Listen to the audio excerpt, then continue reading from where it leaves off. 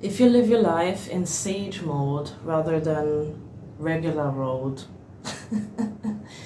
depleting your energy, you can collect energy and catapult yourself into a better future now. So how do we do this?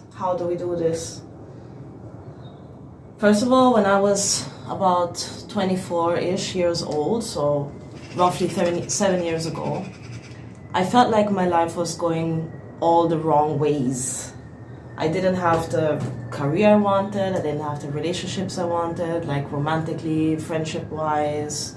I was forcing things all the time instead of actually having something sustainable.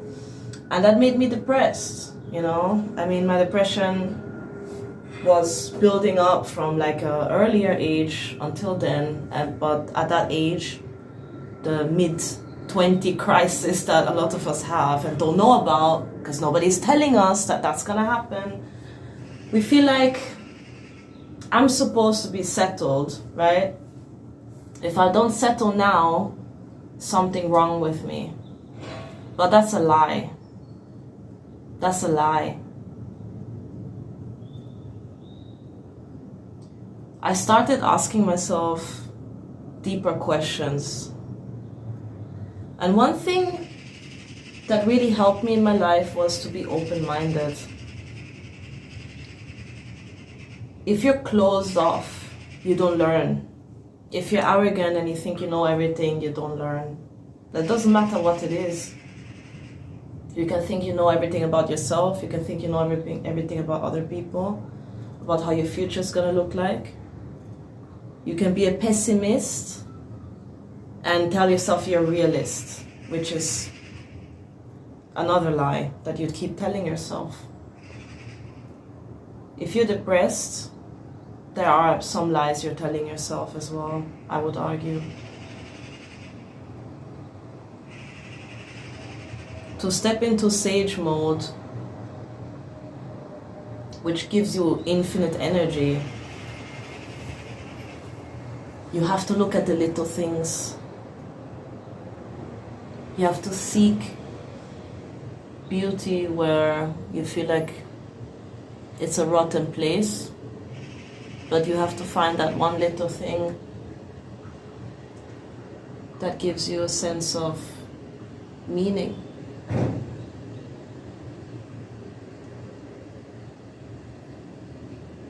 It requires patience. So openness, patience, resilience.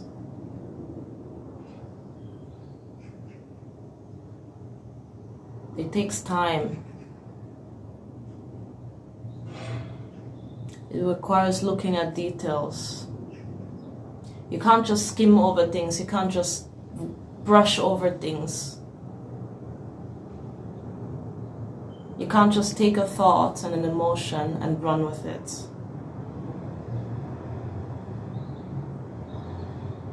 Sit back, relax, and let go. Listen.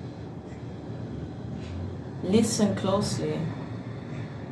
You're gonna get messages everywhere. You're gonna see messages everywhere. You're gonna notice that life is more than what comes to the eye at first glance. There's more to it. There's deeper meaning in it. There are people giving you messages without even noticing. They don't even know.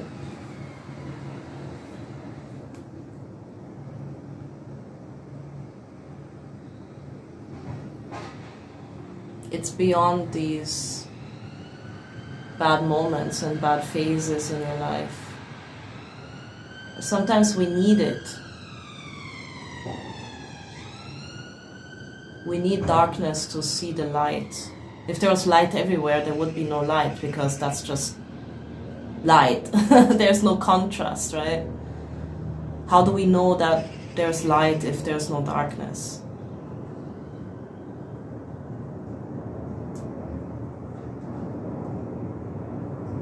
Being negative and thinking you know everything is also a form of being arrogant. you're not being a good person, always pointing out the negative in everything. It doesn't matter if you do it with yourself or other people. But sometimes we do it to ourselves and we don't do it to other people. For some reason, it's just normal, I suppose, to be a masochist, right? It's kind of normalized, it's fetishized to be a masochist. Hating yourself because you're gonna be called arrogant or bitch if you're a woman, or narcissist because you love yourself. Because these people don't know shit. They don't know that a narcissist doesn't love themselves. They hate themselves with a passion. They hate themselves so much that they create a fake persona, fake personality, fake relationship, fake life. Everything is fake. We are not like that. We're not like them, are we?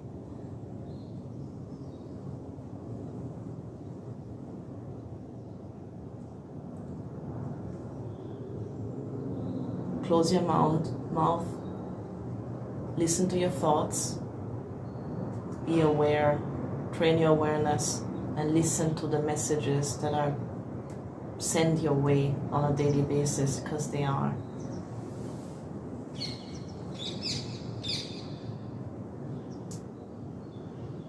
Three things I want you to keep in mind.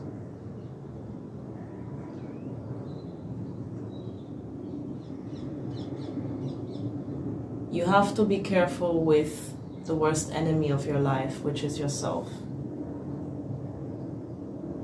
That's why I said listen to your thoughts, catch your thoughts, don't run with it. Don't just take what you think. Sometimes it's not even from you. It's some parent in the past that's now programmed into your mind. It's society that rejected you that's now programmed in your mind, and you just want to run with these things. Don't. It's dangerous. It's a trap. Be a master of your mind. Now, the second thing, embrace the dark. Embrace the shadow. Understand that this is the flip side of light, the flip side of everything you want.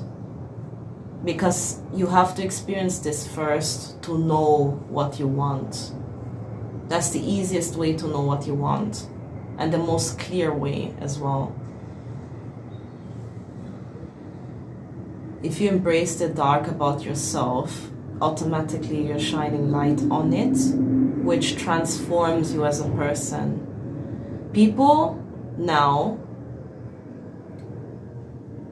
say so many good things about me, and I didn't really change. But what happened is I'm able to be authentic now because I'm not scared of my shadow anymore. My shadow now has no power anymore. It's just there. It's like a shadow following you. And you know it. So you don't look at it and like, oh, what is that? What is that? You know, like a kid. Oh, this shadow is following me the whole time. Try to look away, try to deny it. I'm scared, mommy, I'm scared. You don't have to do that anymore. You're grown. So own it. Don't be a damn baby about it, okay? Even babies can do better. Sorry. I'm not hard on you. I'm just trying to make you understand that you're doing yourself a big disservice, right? Not looking at it, because that's what turns people narcissistic. That's what makes your ego be out of control. Because the ego is a protective mechanism. Narcissism is a defense mechanism. So if you don't have any other tools to deal with these things, that's what's gonna take over. Sometimes people are forced, but the ones who are have more idealistic tendencies and have a different value system, which means you reject the darkness, we're gonna become people pleaser, we're gonna become a doormat. That's our that's the other way. You can go the narcissistic way, you can embrace being toxic, you can be an abuser, or you can go the other extreme, but both are obviously not it, right? Be aware of these little things because it's all in the details. The third thing is you have to get real with yourself in a sense of there is for all of us one big change we have to do. There's this life-altering thing we have to do. There's the crossroads of destiny, and you have to decide which path you're gonna go. And you keep getting that choice, but at some point there is no choice anymore. At some point you're gonna be so far down the path that you can't go back, because you can only go forward. So what is that? For example, if you are addicted to something or you're desperate about something, that's something to let go of. Because it's you unconsciously you're fueling it with so much energy that you don't have capacity for anything else. And that's a bad thing, because we only live once, right? Time is running. Time is running. So what's the reason to keep wasting time, really? What's the reason? I would argue that a lot of us are not trusting in ourselves, that we're scared in a way. We don't feel supported by other people and we just feel weak. But we have to kick ourselves in the butt and say, hey, you know, there are so many signs that I need to change this big thing. My body is gonna fail, my mind is gonna fail, my relationships are gonna become sour because I'm addicted to this thing. It could also be like a big change in your life in a sense of, for example, when I moved to London a few years ago without money, having a baby, well, it was like 1.5, but basically having a baby, moving here in the pandemic, and not knowing what I would do, really. I just had this inner calling, and that's also something that in time, if you notice that your intuition is always right, you're gonna tell yourself there's no reason to mistrust. The more you do it, the more you're gonna trust it. But you have to distinguish what's the inner voice, what's your thoughts, what's your rational mind, what's your ego, right? It's not the easiest thing in the world. But if you have like a big pain spot in your life, like it can be the area you live in, the country you live in, it can be. We can't be sitting in this problem and not doing anything about it. That's the deal. Either you accept your circumstances, but if you can't do that, if something about your spirit is not allowing you to do that, there's a good reason for it, right? And stalling and putting blocks in your own way and telling yourself you need all of these things to do it. Either this is not change you actually have to do, or you're still fighting yourself too much. Sometimes you're forced to. I was kind of forced to. And I think those are the greatest blessings, because my dad passed away, and then shortly after, well, at the same time, they were talking about Brexit. So I was thinking, now or never, right? Or you just have this feeling that you're done, you know, you're done with your work or something. So you're like, you know what, I just want to change. I need to change.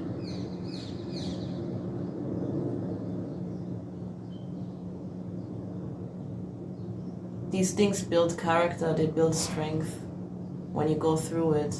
Every time you get out of your comfort zone a little bit, you become stronger and you trust yourself more, and you know, you can distinguish your intuition and your guidance, which intuition is part of your guidance. you can distinguish that from the world, from the voices, from the doubt, from the worry, from the fear. Because this can't rule you. It can't rule you.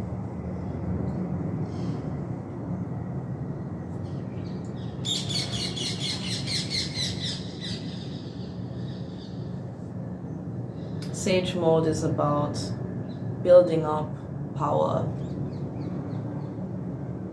It's fueling you, it's putting you in a path of no return, and that's a good thing.